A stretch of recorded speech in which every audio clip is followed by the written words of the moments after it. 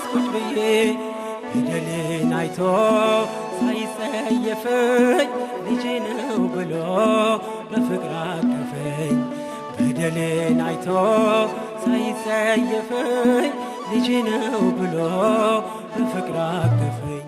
በስመ አብ ወወልድ ወመንፈስ ቅዱስ አሐዱ አምላክ አሜን።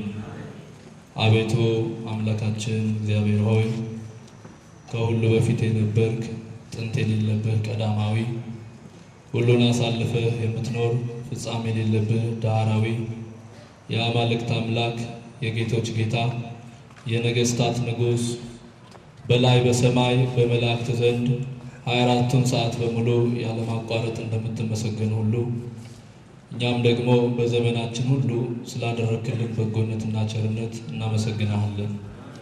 የተወደዳችሁና የተከበራችሁ የክርስቶስ ቤተሰቦች፣ አባቶቼ ካህናት፣ ወንድሞቼ ዲያቆናት፣ በዚህ ስፍራ የተሰበሰባችሁ ሰባኪያን ወንጌል መምህራን፣ ዘማሪያንና ዘማሪያት፣ ከሩቅም ከቅርብም የተገኛችሁ የእግዚአብሔር ቤተሰቦች በኃያሉ በአምላካችን በመድኃኒታችን በኢየሱስ ክርስቶስ ፍጹም ሰላም እንደምን ሰነበታችሁ? እንደምን ዋላችሁ? እንደምን አመሻችሁ? አሜን።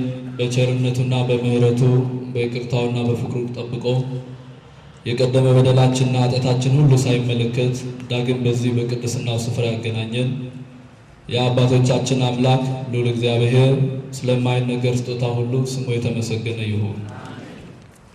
እግዚአብሔር እንደፈቀደ መጠን ባለችን ደቂቃ ውስጥ የምንነጋገርበት የትምህርታችን ርዕስ የሚሆነው ወንጌላዊ ሉቃስ በሉቃስ ወንጌል ምዕራፍ 15 ከቁጥር 17 ላይ የጻፈውን ኃይለ ቃል መሰረት በማድረግ ይሆናል። ቀደም ሲል ለነቢያት እንዲሁ ለሐዋርያት ከዛም በኋላ ለተነሱ ለቅዱሳን አባቶቻችን ጥበብና ምስጢሩን ገልጦ ሲናገር ሲያስተምር ሲገስጽ የነበረ አምላካችን ልዑል እግዚአብሔር በመካከላችን ተገኝቶ ሁላችን እንዲያስተምረን መልካም ፈቃዱ ይሁንልን። የትምህርታችን ርዕስ ወደ ልቡ ተመለሰ የሚል ነው። ወደ ልቡ ተመለሰ የሚለውን ኃይለ ቃል በሉቃስ ወንጌል ላይ ተጽፎ የምናገኘው ሲሆን ጸሐፊው ወንጌላዊው ሉቃስ ቢሆንም ቃሉን የተናገረ ግን አምላካችን ኢየሱስ ክርስቶስ ነው። ወደ ልብ ስለመመለስ ስናነሳ ሕዝባችን ዛሬ በኃጢአት እየወደቀ እንደ ጽድቅ የሚቆጥረው እግዚአብሔርን እያሳዘንን እንዳስደሰት ነው እያሰብን እየተራመድን ያለነው ሁላችንም ከልባችን ስለተለየን ነው። ወገኖች ብዙዎቻችን ወደ ልባችን መመለስ ስለሚያስፈልግን፣ ወደ ልብ መመለስ ማለት ማስተዋል፣ ማገናዘብ፣ እግዚአብሔር የሚወደውን በጎ ሰው ሆኖ መገኘት ማለት ነው። ብዙዎቻችን ከፍተናል። ብዙዎቻችን ከእግዚአብሔር ፈቃድ ከሕገ እግዚአብሔር ተለይተናል። የዚህ መነሻው ምንጩ ደግሞ ወደ ልባችን መመለስ ስላልቻለን ነው። ጠቢቡ ሰሎሞን በመጽሐፈ ምሳሌ ምዕራፍ 4 ቁጥር 23 ላይ አጥብቀህ ልብህን ጠብቅ የሕይወት መውጫ ከእርሱ ነውና ይላል። እግዚአብሔርን ማወቅ በሕይወት መኖር በእቅፉ ሆነን እርሱን ማስደሰት የሚቻለው ከልባችን በጎ ነገር ማፍለቅ ሲቻል ብቻ። ብዙ ሰው ልቡን ስለቃለ ከልቡ ሆኖ በእግዚአብሔር ፊት መመላለስ ስላልቻለ ወደ ልባችን መመለስ ስለሚያስፈልግ ዛሬ ከእግዚአብሔር እቅፍ ከእግዚአብሔር ፍቅር ተለይተናል። ልባችን ደንዝዟል። መንፈሳዊ ሙቀት ሰውነታችን አጥቷል። ከእቅፉ ከመራቃችን የተነሳ ሕሊና ያለን ሰማያዊውን መንግሥት ወራሾች አስተዋዮች ሆነን ተፈጥረን እንደማያስተውሉ እንስሳት ሆነናል። ቅዱስ ዳዊት ለዛ ነው ሰው ክቡር ሆኖ ተፈጥሮ ሳለ አላወቅም፣ አእምሮ እንደጎደላቸው እንደ እንስሳት ሆነናል። ብዙዎቻችን እንደ እንስሳ የሆንበት ዘመን ላይ ነው ያለነው። እግዚአብሔር ሁላችን ይጠብቃል። ዛሬ እግዚአብሔር የሚያስተምረን ሁላችን የሚነግረን ነገር ስለመመለስ ወደ ልባችን ተመልሰን እርሱን በቅድስና ሆነን ስለማምለክ በእቅፉ ስለመኖር ያረጀ የደረዘዘ በኃጢአት ወደ ሞት እየወረደ ያለውን ይህንን ማንነታችንን ወደ ልባችን ተመልሰን እርሱን ስለማምለክ እንማራለን። ቅዱስ ዳዊት አቤቱ ንጹሕ ልቦና ፍጠርልኝ አለ በመዝሙር 50 ቁጥር 10 ላይ። ለሁላችን እግዚአብሔር ንጹሕ ልብ እንዲፈጥርልን ለሁላችን ወደ ልባችን የምንመለስበት አስተዋዩን መንፈስ እንዲያድለን የእርሱ መልካም ፈቃድ ይሁንልን። በሉቃስ ወንጌል ምዕራፍ 15 ቁጥር 1 ላይ ቀራጮችና ኃጢአተኞች ሁሉ ሊሰሙት ይቀርቡ ነበር ይላል። ኃጢአተኞች፣ በደለኞች፣ በዝሙት የወደቁ፣ በስርቆት የታወቁ፣ ሰውነታቸው ቅድስና የራቀ ኃጢአተኞች ይቀርቡታል፣ ቀራጮችም ይቀርቡታል አለ። ቀራጮች ማለት ግብር የሚሰበስቡ፣ ግብር ሲሰበስቡ ደግሞ በሕጋዊ መልክ አይደለም። ያለ አግባብ ከተቀመጠው ታሪፍ በላይ ሕዝቡን እያስለቀሱ ሕዝቡን እያስጨነቁ እየበዘበዙ ወደ ኪሳቸው የሚያስገቡ ቀራጮች ይባላሉ። ጌታ ኢየሱስ ክርስቶስ ሲያስተምር ቀራጮችም ኃጢአተኞችም እየመጡ ይማሩ ነበር። ቀራጮች እኮ ከሕዝቡ የተለዩ የተጠሉ የተናቁ ሰዎች ናቸው። እርሱ ዘንድ ግን እየቀረቡ ይማሩ ነበር ይላል። ስለነዚህ ሰዎች ወንጌላዊ ሉቃስ በሉቃስ ወንጌል ምዕራፍ 3 ቁጥር 13 ላይ ሲናገር ቀራጮች ወደ መጥምቀ መለኮት ወደ ቅዱስ ዮሐንስ ለመጠመቅ በቀረቡ ሰዓት ንስሐ ተቀብለው ተጠምቀው ምን እናድርግ ሲሉት የሚያዛቸው አንድ ነገር ብቻ ነበር። ይገርማቸዋል። ከሚገባችሁ በላይ ከታዘዛችሁት በላይ ቀረጥ ከሰዎች ላይ አትውሰዱ ይላቸው። ኃጢአታቸው ሌላ አይደለም፣ ሰውን እየበዘበዙ ማስለቀስ ነው። ዛሬ ስንቶቻችን ከተፈቀደልን በላይ እንወስዳለን? ከተፈቀደልን በላይ ገንዘብ፣ ከተፈቀደልን በላይ ያለ አግባብ የኛ ያልሆነው ነገር። ብዙዎቻችን እኮ ከተፈቀደው አልፈን ነው ያለነው። ስንቶቻችን በተፈቀደልን ደሞዝ እንኖራለን፣ በተፈቀደልን ትዳር፣ በተፈቀደልን የቅድስና ሕይወት። ብዙ ሕዝባችን ከተፈቀደለት እርከን አልፎ ነው ያለው። ሁላችን ብንመረመር ውስጣችን ዘለን ያለ አግባብ የወሰድነው ሕይወታችን ውስጥ ቀብረን ይዘናል። ከተፈቀደላቸው አታብልጡ ይላል። እንዲህ አብልጦ በማድረጋቸው ያለ አግባብ ኃጢአት በመስራታቸው ሕዝቡ አግልሏቸዋል። ቀራጮች መጡ ሲባል ከጉባኤ ከማህበር ከተለያዩ ህብረት ውስጥ ለይተው ያባረሯቸው ነበረ። እነሱ ይህን ስለሚያውቁ ወደ ሕዝቡ አይቀርቡ፣ ወደ ጌታ ግን ቀረቡ ይላል። ምንም ብንበድል፣ ምንም ብናጥፋ፣ ምንም ስህተት ውስጥ ብንገኝ እግዚአብሔር አይጥለንም ወገኖች። ሁሉን በፍቅር ይሰበስባል። በድላ ያለ አግባብ ግብር ሰብስበዋል፣ ኃጢአተኞች ናቸው። እንዲህ አላለም። ሁሉን ሰብስቦ ቃሉን ያስተምራቸው ነበረ ይላል። በሮሜ መልእክት ምዕራፍ 9 ቁጥር 25 ላይ ሕዝቤ ያልሆነውን በሙሉ ሕዝቤ ብዬ እጠራዋለሁ፣ ያልተወደደውንም የተወደደ ብዬ ሰበስበዋለሁ ይላል። ያልተወደድን የተናቅን የተጠላ በእግዚአብሔር ፊት ብቻ አይደለም በሰዎች ዘንድ እንኳን ማንነታችን ኖራችን የተገለጠ ምቹ ጣፋጭ የሆነ ሕይወት ያልተገኘብን የተናቀን ሆነን ሳለን እግዚአብሔር አቀረበን ወደ እርሱ። አልናቀንም፣ በደጁ ሰብስቦናል። አልናቀንም፣ ሕያው ዘላለማዊ ቃሉ አስቀምጦ ይመግበናል። እግዚአብሔር ይወደናል። እንዲህ እንደሰበሰበን እኛን እነርሱም ሰብስቦ ያስተምራቸዋል። ብዙዎች መጡና ቀራጮች፣ ፈሪሳውያን፣ ሌሎች መጡና ተመልክተው እንደ ቅዱስ ነኝ የእግዚአብሔር ልጅ ነኝ ይላል። እንዴት ኃጢአተኛ ሰብስቦ ያስተምራል? እንዴት ኃጢአተኛ ሰብስቦ ከኃጢአተኛ ጋር ይበላል? ይሄ የሰው ሀሳብ ነው፣ የእግዚአብሔር ሀሳብ አይደለም ወገኖች። ብዙዎቻችን ስለ ክብራችን ስለ ማንነታችን ስለምንጨነቅ ራሳችንን ከፍ ባለ ስፍራ አስቀምጠን ሰዎችን ስም እየሰጠን ለሰዎች ክብር እያወጣን ከእኛ ጋር ስለማይመጣጠን እናርቃቸዋለን። ድህነታቸውን አይተን እንጸየፋቸዋለን።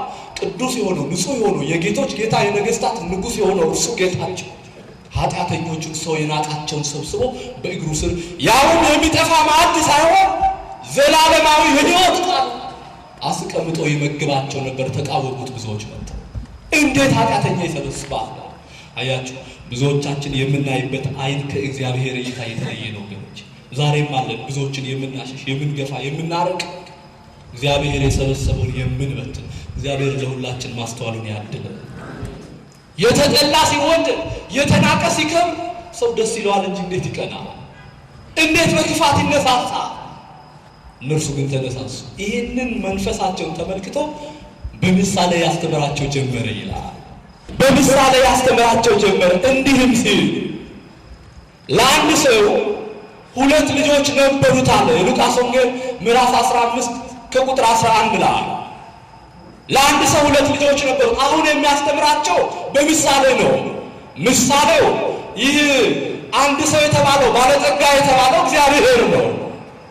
2 ልጆች ነበሩት የተባለው ታላቁ ልጅ በገዳም በዱር በገደል ዓለምን ንቀው በምናኔ እግዚአብሔርን በበረሃ ሆነው የሚያከብሩ ታላላቅ ቀደምት አባቶች ናቸው። ሁለተኛው ልጅ የተባለው በዓለም ያለን እኛ የእግዚአብሔር ልጆች ነው። አንድም የመጀመሪያ ልጆች የተባለው የመጀመሪያው ልጅ በዕለተ እሑድ በመጀመሪያው ቀን የተፈጠሩ ቅዱሳን መላእክት ናቸው። ሁለተኛው ልጅ ትንሹ በመጨረሻው በዕለተ ዓርብ ፍጥረት ተፈጥሮ መጨረሻ ላይ የተፈጠረው አዳም ነው። እነዚህ 2 ልጆች እነዚህ ፍጥረታት በአባታቸው በባለጠጋ በተከበረው በእግዚአብሔር ቤት በገነት ይኖሩ ነበር ይላል። ይገርማቸዋል። ይህ ትንሽ ልጅ ይህ ሁለተኛው የባለጠጋው ልጅ ወደ አባቱ ዘንድ ቀረበና አባቴ በአንተ ቤት መኖር በቃኝ፣ ሰለቸኝ፣ የሚደርሰኝን ድርሻዬ ከሀብት ላይ አካፍለኝና ገንዘቤን ይዤ ልውጣ፣ በአንተ ቤት በቃኝ አለ። አዳም እኮ እንዲህ ነው ያለው፣ በክብር እየኖረ ምንም ሳይጎድልበት በምስጋና በክብር በቅድስና በገነት መካከል ያለ ድካም በሚመላለስበት በዛ ዘመን ከእግዚአብሔር ጋር መኖር በቃኝ ብሎ ነው ያችን ጸበለስ ከሔዋን ጋር ቀጥፈው የበሉት። ዛሬም አለ በዘመናችን አባታችን እግዚአብሔር ቤት እንድንኖር የተጠራ በ40 በ80 ቀናችን ዳግመኛ ሁለተኛ ልደት ከአብራከ መንፈስ ቅዱስ ከማኅፀነ ዮርዳኖስ ተወልደ የእግዚአብሔር ልጆች ናችሁ ተብሎ መለያ ማኅተም ታትሞብን በእግዚአብሔር ቤት ተቀምጠን በቃን ብለን ወደ ዓለም የኮበለልን ብዙ ሰዎች አሉ። ማንነታችን የተቀየረ፣ ቅድስናችን የጣልን፣ ንጽሕናችን የጣልን በምድር ያለች ሰማያዊት ኢየሩሳሌምን ቤተ ክርስቲያንን ትተን የተሰደድን ብዙ ሰዎች አለን እኮ። እግዚአብሔር እጁን ዘርግቶ እየጠራን አሻፈረን ያሉ፣ ቃሉን አሻፈረን ያሉ፣ ዝማሬውን የናቀ የጠላ፣ ቅዳሴውን ኪዳንን ማህሌቱ እንደ ኋላ ቀርነት ቆጥረን በዓለም ያለውን ዳንኪራ ናፍቀን ይወጣል። በዓለም ያለውን ውብ ነገር ናፍቀን ይወጣል ብዙ ሰዎች አለን ወገኖች። ይሄ ልጅ በአባቱ ቤት መኖር በቃኝ አለ። ስንቶቻችን የአባታችን ቤት ይናፍቀናል? ስንቶቻችን ከውሏችን መልስ ከአዳራችን በኋላ በማለዳ በምሽት የአባታችን ቤት ናፍቀን ወደዚህ ብንመጣ ስንቶች ነን ወገኖች? በቃኝ በአንተ ቤት መኖር በቃኝ አለ። አባት ልጁን ይወደዋል፣ ያውም ትንሹ ልጅ ነው የሚወደድ በስተመጨረሻ የተገኘ። እባክህ በእኔ ቤት ትኖር ዘንድ ይገባሃል። አትውጣ፣ ከወጣ ብዙ መከራ አለ። ምን ጎደለብህ? ራበህ፣ ጠማህ፣ ታረስህ? ምንድነው የጎደለው? እባክህ ንገረኝ። ምክንያት የለውም ልጁ። ብዙዎቻችን ከእግዚአብሔር ቤት ለመራቃችን ምክንያት የለንም። ምንድነው የጎደለው? ለምንን የተከለከልነው ምንድን ነው? እንዲሁ ምክንያት የለንም፣ ቢዚ ነን ነው የምንለው አይደል?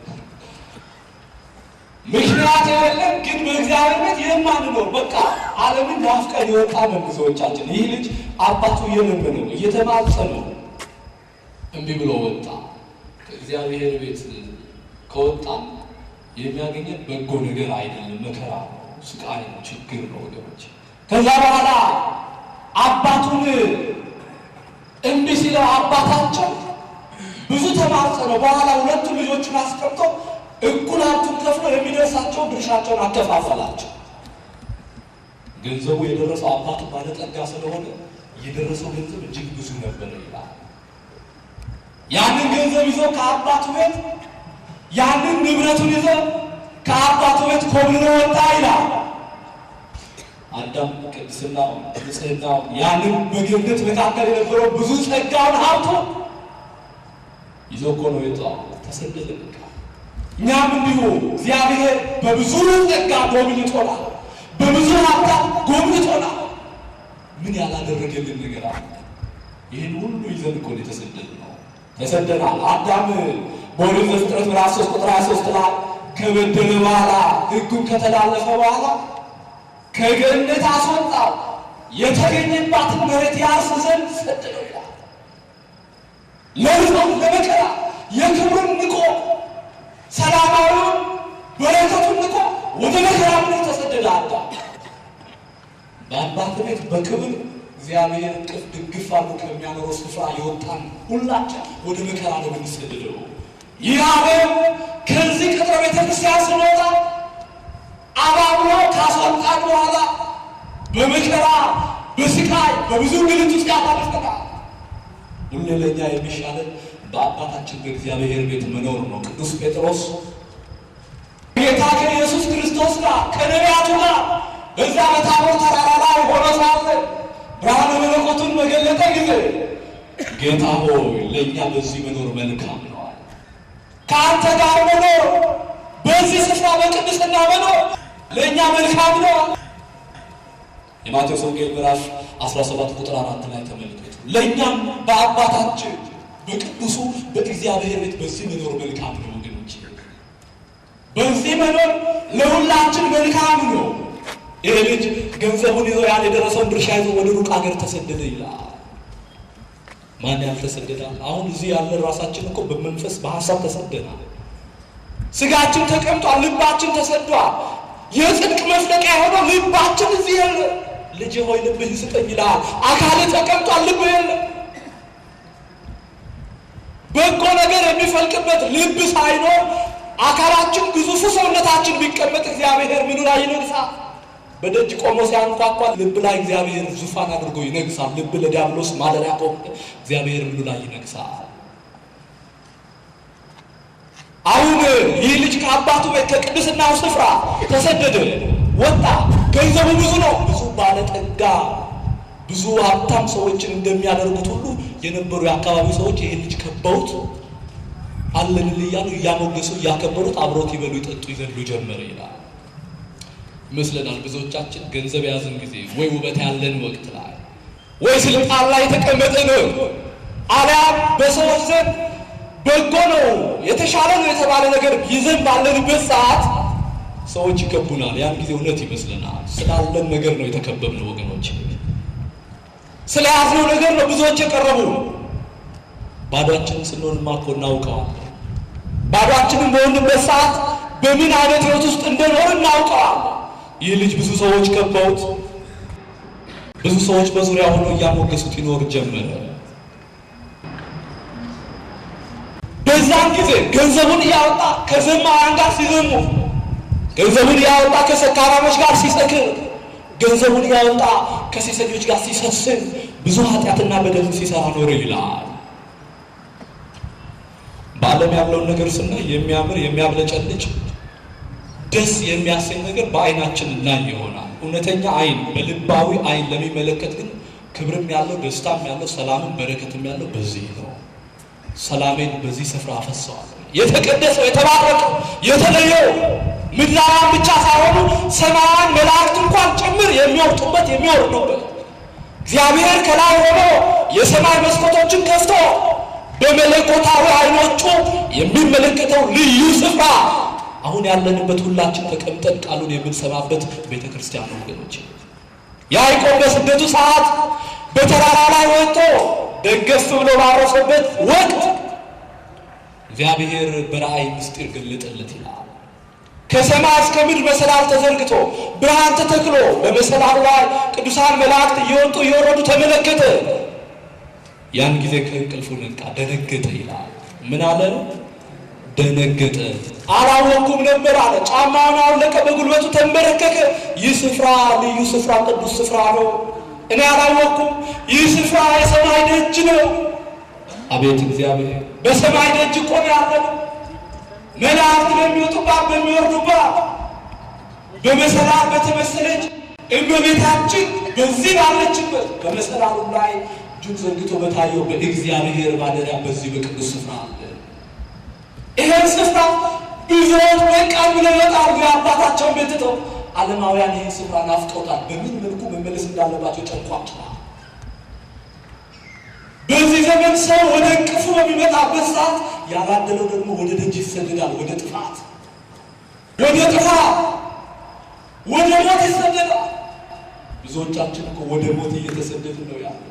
የዓለም ፍቅር ስቦ የሚያልፈው ፍቅር አሸንፎ ምንድነው የሚለው ዮሐንስ በአንደኛ ዮሐንስ ምዕራፍ 2 ቁጥር 17 ላይ ዓለሙም ምኞቱም ያልፋሉ። የምናየው ውበት ያልፋል። ያሸነፈን ፍቅር ያልፋል። ስቦ ጎትቶ ከእግዚአብሔር እቅፍ የለየን አሁን የተጨነቅንለት ያበድንለት ነገር ሁሉ ያልፋል። እግዚአብሔር ብቻ ለዘላለም ይኖራል። ክብር ለስሙ ይሁን። ብቸኛው ዘላለማዊው እግዚአብሔር ብቻ። በልተን ጠጥተን አምሮብን እንሙት የሚሉ ናቸው ከእግዚአብሔር ፍቅር አስበልጦ ለዓለም የሚሸነፉ። ያ እግዚአብሔር ልጆች ነን። ፍቅሩ ሊገባን ያስፈልጋል። ለእኛ ያለው በጎነት ሊገባን ያስፈልጋል። ልንረዳው አልቻልንም።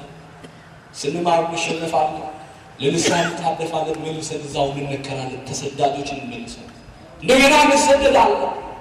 እንዲህ ይሁንን ነው ያለነው። ይህ ልጅ ከአባቱ ቤት ተሰዶ ወጣ።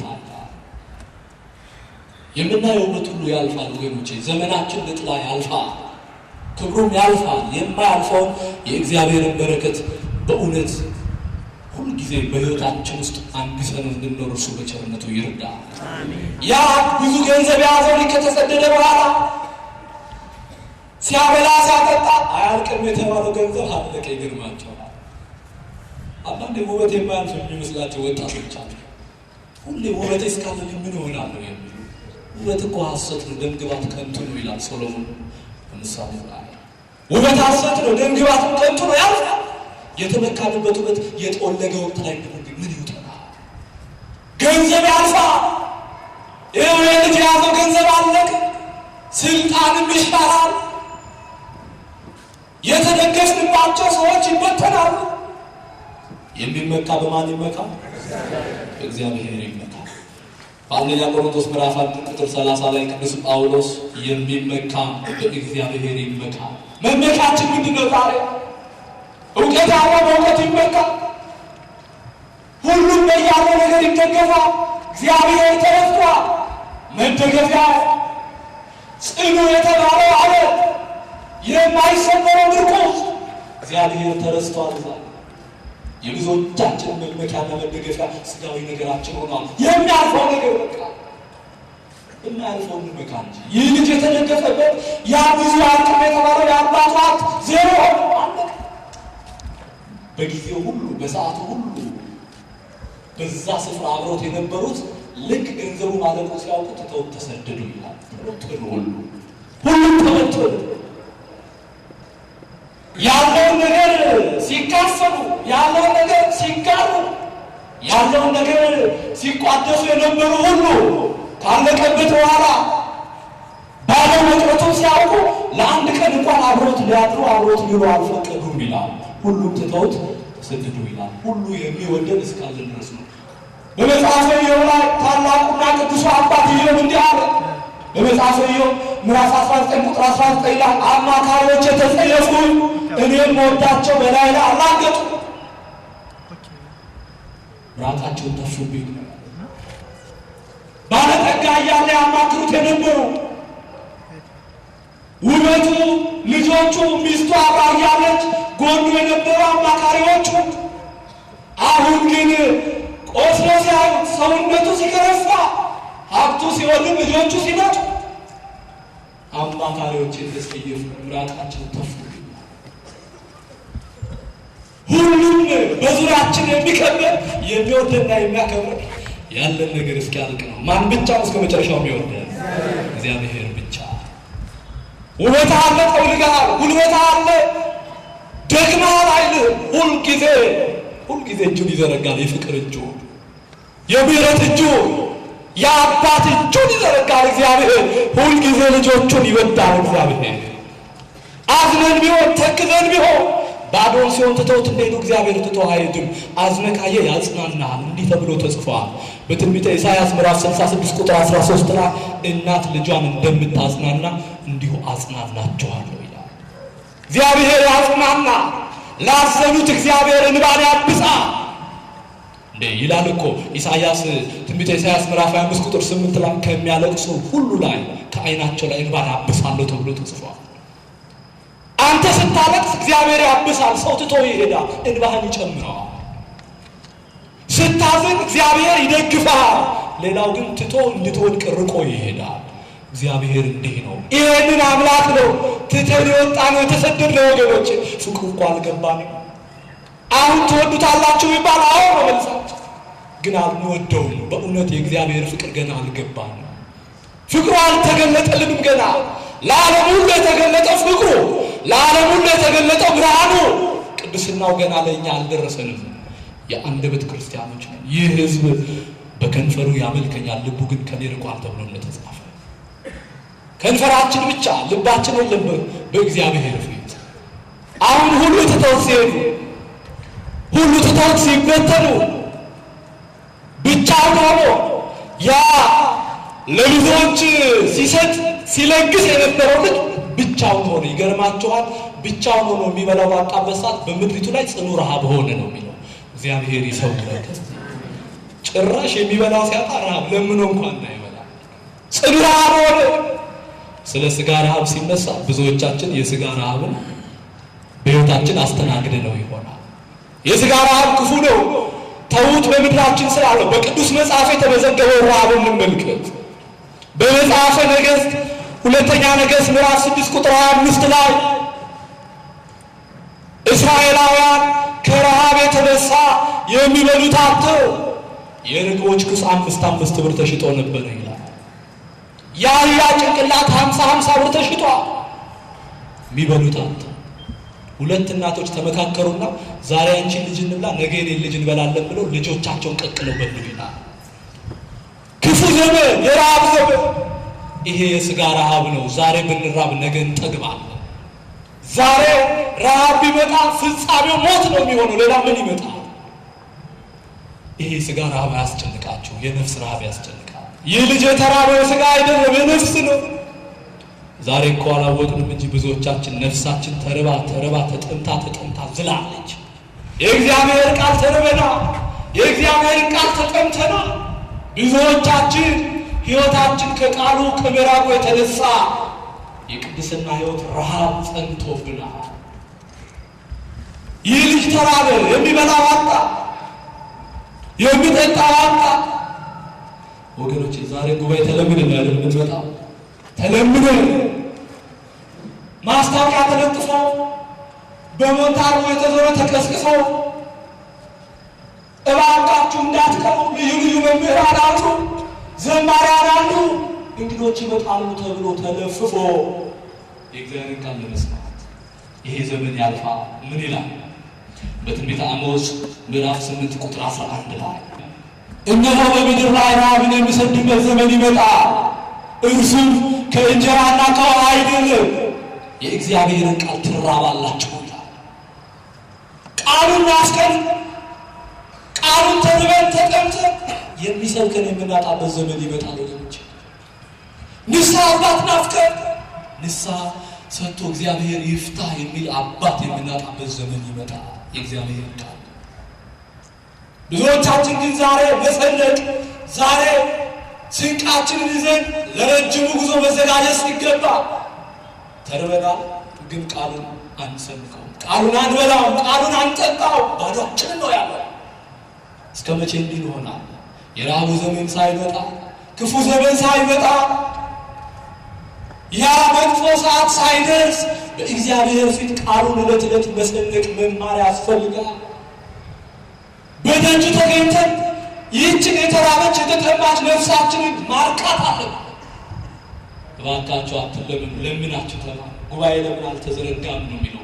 እውነተኛ ክርስቲያን ሲራብ ለምንድን ነው ማንማረው? ለምንድን ነው ማታስተምሩ? ያላደለው ግን የአባቱ ቤት ያንገሸገሸው ሩጫ ዓለምን ያፈቀ ሰው ሁሉ ጊዜ ቢዘረጋ ምንም አይመስለው ረግጦ ይወጣል። የብዙዎቻችን ቤት ደግሞ ይሄ ነው እናውቀው። ይህ ልጅ ተራበ፣ ይህ ልጅ ተጠማ፣ ግራ ገባው። ያን አባቱ ረጋ በል ቁጭ በል ሲለው እንዳልነበር አባቱ ቤት ጮማ ይቆረጣል፣ አባቱ ቤት ወይን ጠጅ ይቀዳል። እንኳን ለልጆቹ ለአሽከር ለመንደርተኛ የሚሰጥ ባለጠጋ አባት አለው። ልጁ ግን አሻፈረኝ ብሎ ነው። እባካችሁ ስሙ፣ እግዚአብሔር ሲናገር ስሙ፣ እግዚአብሔር ሲመክረን እንስማ። የሚሰማኝ በእርጋታ ይቀመጣል፣ ከመከራ ስጋትም ያርፋል። በመጽሐፈ ምሳሌ ምዕራፍ 1:33 እግዚአብሔርን የሚሰማ ይረጋጋል፣ ከመከራ ስጋት ያርፋል። ሰው ቢታመም ረሃብ መጣ ቢባል መከራ መጣ ቢባል ይረጋጋል። ማንም ሰው የሰማ እግዚአብሔርን የሰማ ሁሉ ጊዜ ከመከራ ስጋት ያርፋል። ረጋ ብሎ ነው የሚቀመጠው። ጭንቀት የሚባል በሱ ዘንድ በአባቱ እቅፍ ነው። መከራው በሚያስወግደው ጭንቀቱን በሚያስወግደው በአባቱ እቅፍ ነው። እኛ ግን ዛሬ መረጋጋት አልቻልንም፣ ማረፍ አልቻልንም፣ ሰላም መሆን አልቻልንም። ለምን? ሰላም የሆነውን የእግዚአብሔርን ቃል መስማት ስላልቻልን፣ በረከት የሆነውን ረፍት የሆነውን የእግዚአብሔርን ቃል መስማት ስላልቻልን። የልጅ ተራበ፣ የልጅ ተጠማ፣ ግራ ገባ፣ ተጨነቀ። አሁን ምን ያድርግ? ሄዶ ቢለምን ምጽዋት የሚሰጡት ብዙዎችን ቢማጸን ሁሉም ተርቧል። ለራሱ ነው የሚሮጠው፣ ምንም ነገር የለም። አባቱ ቤት ጮማ ተርበናል አይደል? እዚህ እኮ ጮማ አለ። የኢየሱስ ክርስቶስ ስጋው ተቆርሷል። እዚህ እኮ ወይን ጠጅ አለ፣ ደሙ ተቀድቷል። ተርበናል አይደል? ይሄ ረሃባችን ወደዚህ መቅረብ ካልቻለ መቼም አይታገስም። ሰላማችን አይመጣም፣ ረፍታችን አይመጣም፣ ደህንነታችን እውነተኛ ነቷ አይረጋገጥም። መኑ ይሄንን ምንድን ነው ያለው? እኔ ከምሰጠው ውሃ የሚጠጣ ለዘላለም አይጠማም።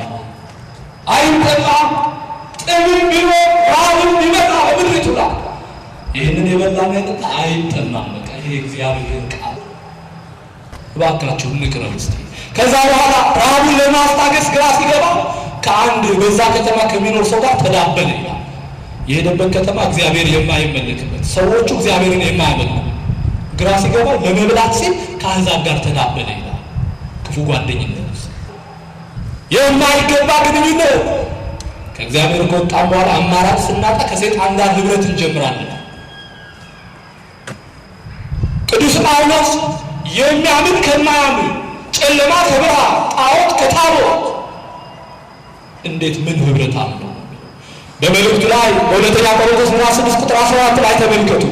ከማያምኑ ጋር በማይመች አካሄድ አትጠመዱ። የሚያምን ከማያምን ጋር ምን ህብረት አለው ብሎ ነው የተናገረው። ለመብላት ሲል ለመኖር ሲል አማራጭ ስላጣ ሄዶ ከአሕዛብ ጋር ተዳበለ ይላል። ሰውየው ጋር ሄደና እባክህን ታበላኝ ዘንድ እፈልጋለሁ፣ የምታዘኝን እሰራለሁ፣ ግን የሚበላ ስጠኝ። ስንቱ ወጣት ዛሬ ለስጋዊ ደስታ ብሎ ከአሕዛብ ጋር እናውቃለን እኮ ስንቶች እህቶቻችን ናቸው ከአሕዛብ ጋር ለገንዘብ ሲሉ ወዳጅነት የመሰረቱ። ስንት ወንድሞቻችን ናቸው ለገንዘብ ሲሉ ቅድስናቸውን ጥለው ከማይገባ ሰው ጋር ህብረት የጀመሩ። የእግዚአብሔር ፍቅር አይለወጥ፣ የእግዚአብሔር ቸርነት አይለወጥ። በሚያልፍ ገንዘብ እንዴት እግዚአብሔር ይቀየራል? እንዴት ፍቅሩ ይለወጣል? ከገነት ጀምሮ እስካሁን የሚፈልገን ፍቅሩ፣ ያ ያለማቋረጥ የወደደን ውዱ እንዴት ይለወጣል? ብዙዎች ግን ቀይራ ያማረ መኪና ለመንዳት፣ ያማረ ልብስ ለመልበስ፣ ከሰዎች ከፍ ብሎ ለመታየት እግዚአብሔርን አስቀምጠው ጣዖትን፣ ሰይጣንን፣ በደልን ተሸክመዋል። አይምሰላችሁ። ብዙዎች ስላማረባቸው አይታችሁ እንደነሱ ለመሆን እግዚአብሔር እንዳትጥሉ፣ ኃጢአተኛ ላይ አትቅና ይላል። ኃጥእን ሲሄድ እንደ ሊባኖስ ዝግባ ለምልሞ አየሁት፣ ስመለስ ግን አጣሁት፣ በስፍራው አልተገኘም ይላል። ኃጢአተኞች ያምርባቸዋል፣ ጥቂት ጊዜ ይዋባሉ፣ ግን ወዲያው ይጠወልጋሉ። ከእግዚአብሔር ጋር የሚኖሩ ለዘላለም ከብረው ይታያሉ። ጦጣ ናት አሉ። ከአዞ ጋር ጓደኝነት ጀመረች። አዞ በባህር ጦጣ ዛፍ ላይ የማይገባ ጓደኝነት። ሁልጊዜ በቃ እየወጣ ከባህሩ ያባብላታል፣ ያታልላታል። እሷ አልገባትም። አንድ ቀን ጦጣ መኖሪያዬን ልጆቼን ካላሳየሁሽ ይላታል። ኧረ እባክህ ተው፣ ወዲያውኑ አሳይቼ መልስሻለሁ፣ ግድ የለም። ጀርባዋ ላይ አድርጓት ወደ ባህር ውስጥ ይዛት ገባ ይላል። ሲገቡ ጀርባውን እየነካችው የውሸት ስለሆነ እሱም እያታላት እሷም ታታላለች። አቤት አዞ ጀርባ ሲለሰልስ ትላለች። የጀርባ አዞ ምኑ ይለሰልሳል እያሉ ወደ ልጆቹ አካባቢ ሲደርሱ የልጆቹን የጮት ድምፅ ሰማች። ምንድነው ስትለው ልጆቼ ናቸው። ምን ሆኖ ነው ታዲያ የሚጮሁት? አይ በጣም ሲርባቸው ደስ የሚላቸው የጦጣ ልብ ሲበሉ ነው አላት። እሷም ፈጠናለችና ውይ ታዲያ ለምን አልነገርከኝም? እንዲህ ብትለኝ እኮ ልቤ ዛፍ ላይ ነው ይዤው መጣ ነበር። ቶሎ መልሰኛው ልጄላቸው ልምጣ አለችው። ይዟት ወጣና ዳርቻው ላይ ቁጭ ሲያደርጋት ዛፍ ላይ ወጣች። ቶሎ በይ እንጂ ሲላት አያዞ ልቤን አሁን እዚህ ላይ አገኘሁት አለችው። ብዙዎቻችን ምን ማድረግ እንዳለብን ከምን ጋር መወዳጀት መገናኘት እንዳለብን እንኳን አናውቀው ነው። ሞታችን አፋፍ ላይ ስንደርስ እንባንናለን፣ ግን መመለስ ያቀተናል፣ እንሞታለን። በኃጢአት ስንዳንከር አይታወቀንም። ማጥ ውስጥ ገብተን መውጫው ሲጠፋን እንነቃለን። የታመሙ እኮ ምነው አምላኬን ባልተውኩ ነው የሚሉት። በባዕድ አገር የሚንከራተቱ ምነው ጌታዬን በሰማሁ ይላል። እባካችሁ ብልህ እኮ ከሰው ይማራል። ከእህቶቻችን ከወንድሞቻችን እንማር። ከወደቁት እግዚአብሔር ምሕረት እንዳደርግላቸው ከምናፍቃቸው ሰዎች እንማር፣ እንመለስ። እግዚአብሔር ይናገራል። ይህ ልጅ ወደዛ ሰው ተዳበለ፣ አብላኝ አጠጣኝ። የንጉሥ ልጅ ነው፣ ባለጠጋ ልጅ ነው። እንደ አሽከር መሬት እየወደቀ እየተነሳ በጉልበቱ እየተንበረከከ የሚበላ ይለምን ጀመረ። በኋላ ላይ ይህ ባለጠጋ ምን አለው? የሚበላ እሰጥሃለሁ፣ ግን አሳማዎች ሪያውን ትጠብቃለህ አለ። እነሱን እረኝነት መሰማራት ከቻልክ የምትፈልገው ምግብ እሰጥሃለሁ፣ እጠብቃለሁ። ምን አማራጭ? ሰይጣን እጁ ውስጥ ከከተታችሁ ወጥመድ ውስጥ ቀለበት ውስጥ ካስገባችሁ በኋላ ምንም አማራጭ አድርጎ የሚባለው ሁሉ እንዳደርጋል። አታውቁም እንዴ? የሚነገረውን አልሰማችሁ? ብዙዎች ለጠንቋይ ብዙዎች በሰይጣን መንፈስ ከተገዙ በኋላ ልትወጡ ዘር ማንዘራችሁን ጨርሳለሁ እያለ ያስጨንቅ። ስንቱ ነው ወደ እግዚአብሔር መመለስ ፈልጎ እንደናፈቀ ይቀርባል። ሰይጣን ከአበባ አይነት ብዙዎች ወደ ዝሙት ገብታ መውጣት ናፍቀዋል፣ ግን አልወጡም። ዝሙት ይዟቸዋል። ብዙዎች ንስሐ ናፍቀዋል፣ ግን አልቻሉም። ኃጢአት ከያዘ በኋላ ለመላቀቅ ይከብዳል።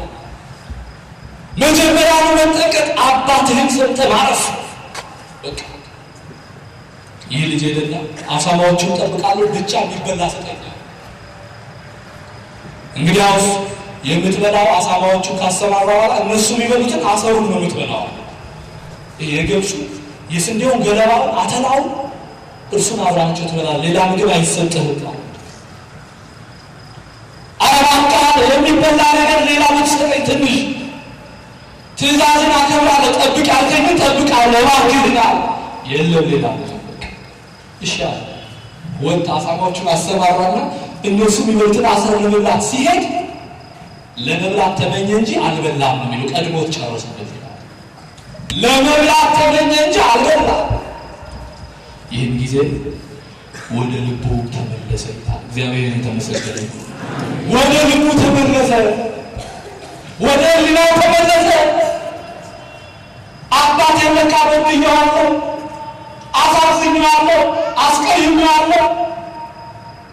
በቤቱ አስቀምጦ በአሽከሮች በተባራሪዎች አስቀምጦ ጮማ የሚያቀርበው ወይን ጠጅ የሚቀዳውን አባቴ በአማረ ልብስ አስውቦ በዙፋን ያስቀመጠኝን አባቴ በድዬዋለሁ፣ አባቴን በድዬዋለሁ፣ ይቅርታ ልጠይቀው ይገባኛል አለ ይላል። እባካችሁ ወደ ልባችሁ ተመለሱ። ዳዊት በደለ፣ ኦሪዮንን አስገድሏል፣ ቤርሳቤህን አስነውሯል፣ ኃጢአት ፈጽሟል። ነቢዩ ናታን ወደ ቤተ መንግሥት ገብቶ ንጉሥ በድላ እግዚአብሔርን አሳዝነሃል ሲለው ትቢያ ማቅ ላይ ወድቆ እግዚአብሔርን ተለማመጠ ይላል። ወደ ልቡ ሲመለስ ዳዊት እግዚአብሔር እጁን ይዞ ወደ ዙፋኑ መልሶታል። ዛሬ ብዙዎቻችን ኃጢአት ውስጥ ሆነን ጽድቅ ላይ ያለን የመሰለን በደል ውስጥ ሆነን በጎ ሕይወት የምንመራ የመሰለን ወደ ልባችን ስላልተመለሰ ሰው ወደ ልቡ ካልተመለሰ ኃጢአትን ይለማመዳል፣ ስህተትን እንደ ትክክለኛ ይቆጥረዋል። ሰዎች አላጋጠሟችሁ?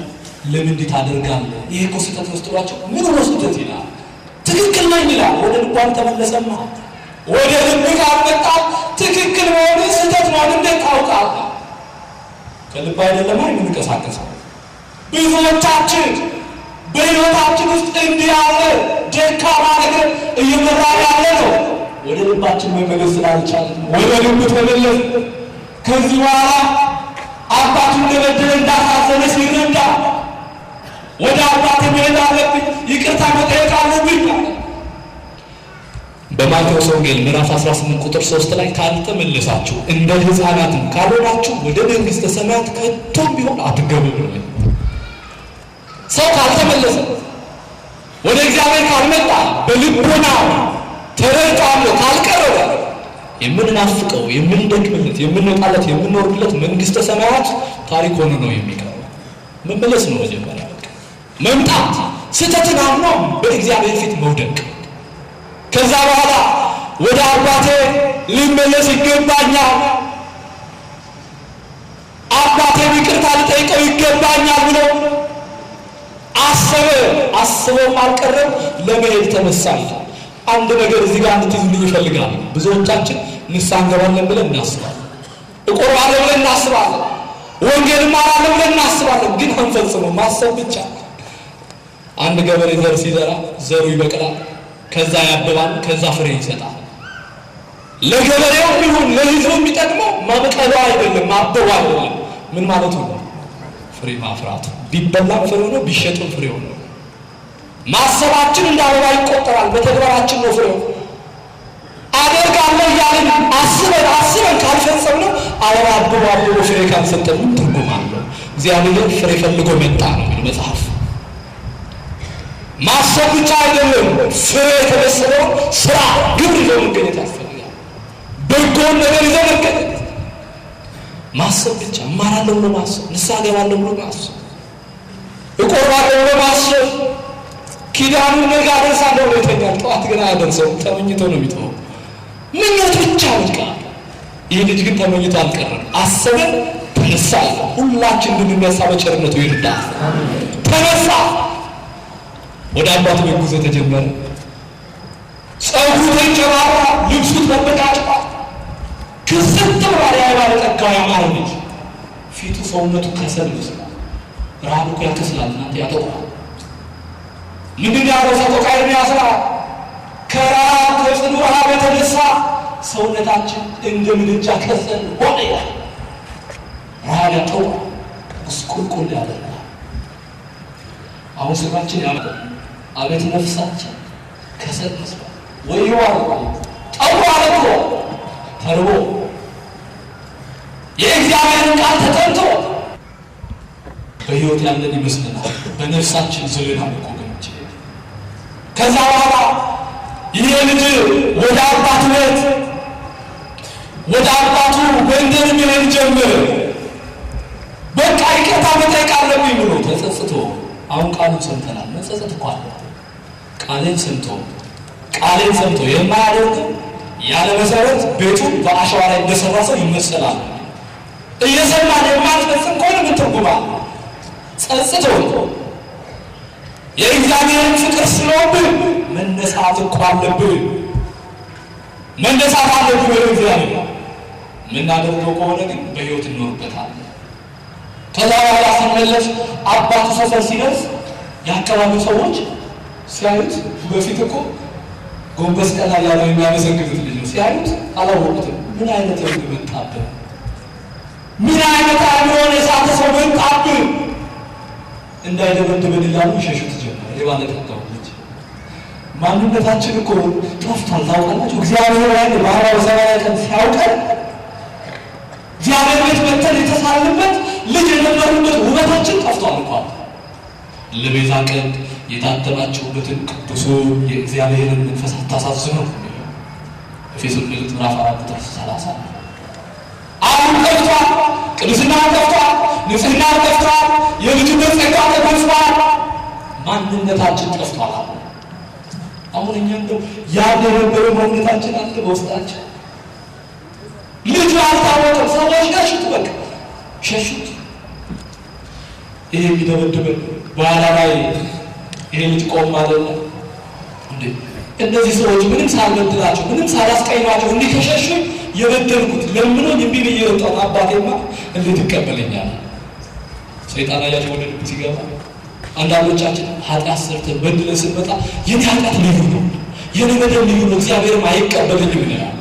ብዙዎችን ሰማቸዋል። እዚያ መግቢያው በር ላይ ቆመው ሰላም ለኪ ብለው ቤተክርስቲያን በዛው ይመለሳሉ። እዚህ መግባት በቃ እግዚአብሔር አይቀበለኝም ብለው የሰማራ አሰራር ተስፋ አትቆጡ፣ አትጨነቁ፣ እግዚአብሔር ፊት ለመምጣት አትስቁ።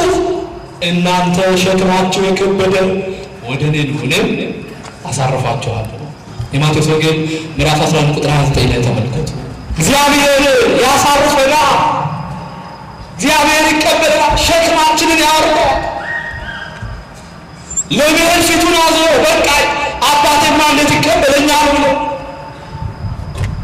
በኋላ ላይ ቆም አለና ቢቀበለኝም ባይቀበለኝም ብቻ ፊቱን ሊሆን ሄጄ ግን ይቅርታ ጠይቀዋለሁ። ተፈለገ አባቴ ፊቱን መለስ አደረገ። ቅዱስ ዳዊት ምን አለ በመዝሙር 30 ቁጥር 24 ላይ በእግዚአብሔር የምታምኑ በርቱ፣ ልባችሁ ይጽና፣ ወደ ኋላ አትመለሱ፣ ወደፊት በቃ።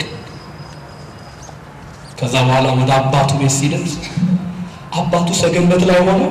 ልጁ ከጠፋ ጀምሮ አይበላ አይጠጣ፣ በሐዘን በትካዜ ተውጦ ቁጭ ብሏል። ልጁ እነዛ ሰዎች የሸሹት ሰዎች የራቁት ይሄ አእምሮውን የሳተ ነው ብለው ያገለሉትን ልጅ አባቱ ከሩቅ አየውና አወቀው ይላል። ክብር ለእግዚአብሔር ይሁን። አወቀው ልጁ። አባታችን እኮ ያውቀናል። ሰዎች ቢረሱን እርሱ ያውቀናል። አዳም እኮ በሲኦል ተጥሎ ሁሉ ረስቶ 5500 ዓመት ተቆጥሮ እግዚአብሔር ግን አወቀው። ያውቃል አዳምን፣ ይፈልጋል አዳምን። እያንዳንዳችንም እግዚአብሔር ይፈልገናል። የደምና የሥጋ ዋጋ ከፍሎብናል። በዋጋ ተገዝታችኋል።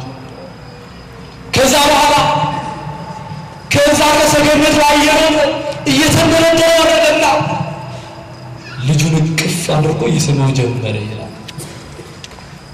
ልጁም አባቱ ፊት እቅፍ አድርጎ በሚስመው አባቱ ፊት እግሩ ስር ውድቅ አለ ይላል። ጎበዝ ልጅ ነው፣ ጎበዝ ልጅ ነው።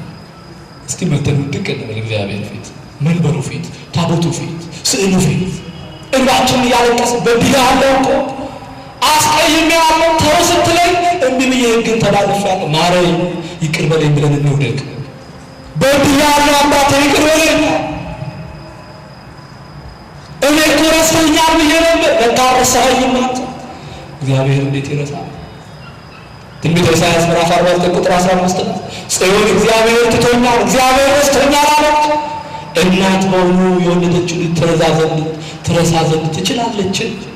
እኔ እግዚአብሔር ልጆችን አልረሳም። አይረሳም እግዚአብሔር። ከዛ በኋላ እቅፍ አድርጎ ና ሲለው አባቴ እኔማ ከእንግዲህ በኋላ ልጅህ አይደለሁም፣ ገንዘቤን ጨርሻለሁ፣ ሀብቴን ተካፍያለሁ፣ ተሰድጄ ከአንተ ርቄ እኖራለሁ፣ ግን እንደ አሽከር እንደ ባሪያ ቅጠረኝ ቤት አለ። አይገባኝም፣ የልጅነት ክብሩ አይገባኝም፣ አይገባንም እኮ እኛ እንዲህ ለመቀመጥ እኮ አይገባንም ነበር። አባታችን ሆይ ብለን የልጅነት መንፈስ ይዘን ስሙን ለመጥራት አይገባንም ነበረ። ግን እንዲገባን አደረገን። ክብር ለስሙ ይሁን። በእውነት ልጅ አይደለም፣ እንደ ባሪያ ቁጥረን ሲል ልጄ ና ልጄ ና እቅፍ አድርጎ ይዞት ገባ ወደ ቤት። ከዛ በኋላ አሽከሮቹን ጠራ። ገና ታወጣው አዲስ ልብስ አልብሱት፣ ለእግሩ ጫማ ለጣቱ ቀለበት አድርጉለት፣ ተርቧል የሰባውን ፍሬ ያረዱለት ማለት ነው። እዚህ ላይ ጥቂት ነገር በትምህርት ይጨርሳል። ገና ጠሩት አላቸው። አሽከሮቹን ጠርቶ አሽከሮች የተባሉ ካህናት አባቶቻችን እግዚአብሔር ልጆቹ በኃጢአት ጠውቀው በኃጢአት ቆሽሾ ሲመጡ አሽከሮቹ ካህናት ጠርቶ ንስሐ ስጧቸው፣ ለልጅ ንስሐ ስጡት፣ የቆሸሸው ነፍሱ የቆሸሸው ማንነቱ ይታጠብ፣ አዲስ ይሆን። ይሄ ልጅ ንስሐ ገባ። ያ የቆረው የቆሸሸው ማንነቱ አዲስ ሆነ። እባካችሁ ንስሐ የገባ ሰው አዲስ ነው። ልብስ ሲቆሽሽ በሳሙና በውሃ እንደሚነጻ የቆሸሸ ቅድስና የቆሸሸ ንጽሕና በእግዚአብሔር ቃል በንስሐ አዲስ ይሆናል ወገኖች። ከዛ በኋላ ይሄ ልጅ መጣና ገላውን ታጠበ። እግዚአብሔር ኑ ሲለን እንዲያርጋል አይደለም ያመጣና ምንድን ነው የበደልኩ? መወጣቀስ ታውቃላችሁ? ሁለት ሰዎች የተጋጩ ቁጭ ነው። አንተ እንዲያረገ ለምን ታረገ? በቃ ከዚህ በኋላ ይቅር ነው መባባል መወጣቀስ ይባላል። እግዚአብሔር እኮ እንዲህ ያለ ኑ ዋቀስ በድላቸዋል እንዲፈርድባቸዋል። ኑ ዋቀስ እኔ ማስቼ እኮ ነው ውቀሱ የሚል እኮ ነው ፍቅሩ ያያችሁት። ገባና ገላውን ታጠበ፣ ንስሐ ገባ ማለት ነው። አዲስ ልብስ አብዙታል። አዲሱ ልብሳችን ቅድስና ንጽሕናችን በአሮጌው በድሮ በቆሸሸው በአዳም ምትክ አዲስ ሆኖ የመጣው አዳም ኢየሱስ ክርስቶስ ቅዱስ ጳውሎስ በኤፌሶን መልእክት ምዕራፍ 4 ቁጥር 4 ላይ አዲሱን ሰው ልበሱ እንዳለ አዲሱን ልብስ ለበሰ፣ ቅድስና ለበሰ፣ ንጽሕና ለበሰ። ከንስሐ በኋላ አዲስ ልብስ እንለብሳለን፣ የንጽሕና ልብስ። በኋላስ ለጣቱ ቀለበት ለእግሩ ጫማ አጥልቁለት አላቸው። ቀለበት የምን ምልክት ነው? የቃል ኪዳን ነው አይደል? ዛሬ ላይ ቀለበት ማጌጫ ቢሆን ቀለበት አድርጉለት። ቀለበት የቃል ኪዳን ምልክት ነው። እግዚአብሔር ልጁ የጠፋው ልጁ ዳግመኛ እንዳይጠፋ ውልዋ ቃል ኪዳን ይገባል። ሁላችን እኮ በአንገታችን ላይ ያሰርነው ማተባችን ቃል ኪዳናችን ነው። አንተ አባታችን ነህ፣ እኛ ደግሞ ልጆችን ብለን ያደረግነው ስንቱ ነው የሚያወጣው። ልብስ ስንለብስ ይሄ ማቻ ያደርግም አይልበትም ብለን ነው እንኳን ቃል ከመናፍቃን ጋር ቀጠሮ ካለን ምንድነው ነው የሚጠይቀው ብለን ነው እንኳን ቃል ኪዳን ይልቃል። ወስላታ ባለቆ ቃለወቱ ልክ አድርጎ ወስለለት አድርጎ መልሶ አድርጎ ነው ቤት ይገባል። ከእግዚአብሔር ጋር ቆማር አለ እንዴ? ከእግዚአብሔር ጋር ጨዋታ አለ እንዴ? እያወለቁ ስራን ሰርቶ ሲጨርሱ መልሰው እግዚአብሔር ያ በመለኮት አዋጆቹ በሚያይ በእርሱ ፊት ሁለንተናችን የተራቆተ ነው ይላል ቅዱስ ጳውሎስ። ይሄ እኮ ማተባችን እኮ ቃል ኪዳናችን ከሞት አመለጥንበት የተሸጋገርንበት። እስራኤላውያን ከግብፅ ባርነት በወጡ ሰዓት ላይ የሞት መልአክ ተልኮ በምድሪቱ ላይ ያሉትን የበኩር ልጆቻቸውን ሲገድል ሙሴ ምን አለ? እኛም እነሱም ያለነው በአንድ ስፍራ ነው። እኛ ገብቶ ቢገድልንስ የሞት መልአክ ነው። በግረዱና መቃኑና ብሎኑን ቀቡ። ደም ያለበትን ቤት የሞት መልአክ እየዘለለ ይሄዳል አላቸው እግዚአብሔር። ደሙን ቀብተው በራቸውን ዘግተው ቁጭ የሞት መልአክ መጥቶ ደም ያለበትን እየዘለለ ይሄዳል። ይሄ ምልክት ነው ከሞት የምታመልጥበት። ጥፋት ሲመጣ፣ መከራ ሲመጣ፣ ጭንቀት ሲመጣ እግዚአብሔር ምልክት ያላቸው እየዘለላቸው ይሄዳል የሞት መልአክ። ከዛ በኋላ ይህ ልጅ ማተቡን አሰረ፣ ቀለበቱን አጠለቀ። መጨረሻ ላይ ጫማ አድርጉለታለን። ጫማ የወንጌል ምሳሌ ነው። ጫማውን ተጫማ። አሁን የመጨረሻ ልጅ ተርባልና የሰማውን ፍሪዳ ምንወዱለት እረዱለታል። ፍሪዳ ታረደለት። ለእኛ ፍሪዳችን ፋሲካችን ክርስቶስ ታርዷል። ይህ ያንን የሰባ ፍሪዳ አረዱለት። በላ፣ ጠጣ፣ ጠገበ። በኋላ ላይ አባቱ ገላውን ታጥቦ ልብሱን ለብሶ ቀለበት አድርጎ ጫማ አድርጎ የሰባውን ፍሪዳ በልቶ ልጁ በአባቱ ቀኝ ሲቆም ህዝቡ ሁሉ ማን ነው ሲሉ የነበሩ ሁሉ ልጅ ነው እንደ መባባት ተጀመሩ። የጠፋው ማንነቱ ተመለሰ። አባቱ እንዲያለ የጠፋው ልጅ ተገኝቷል፣ የሞተ ልጅ ሕያው ሆኗል፣ ደስ ይበላችሁ አላቸው። በሰማይ መላእክት ዘንድ በኃጢአተኛ መመለስ ደስታ እንደሚሆን ሁሉ ደስ አላቸው ይላል። እግዚአብሔር ከጠፋንበት ተመልሰን ከወደቅንበት ተነስተን ሁላችን ወደ ልባችን ተመልሰን ኃጢአታችንና በደላችንን አምነን ምሕረቱን ቸርነቱን ናፍቀን ወደ አባቶቻችን እግር ስር መጥተን ንስሐ ገብተን ታጥበን አዲስ ሆነን ቅዱስ ሥጋውን ክቡር ደሙን ተቀብለን የመንግሥት ወራሾች እንድንሆን በቸርነቱ ይርዳል። ያስተማረን የመከረን የገሰጸን የአባቶቻችን አምላክ ሁሉ እግዚአብሔር ስሙ የተከበረና የተመሰገነ ይሁን። የሁላችንን ፍጻሜ ያሳምርልን። አልቆጠረብኝም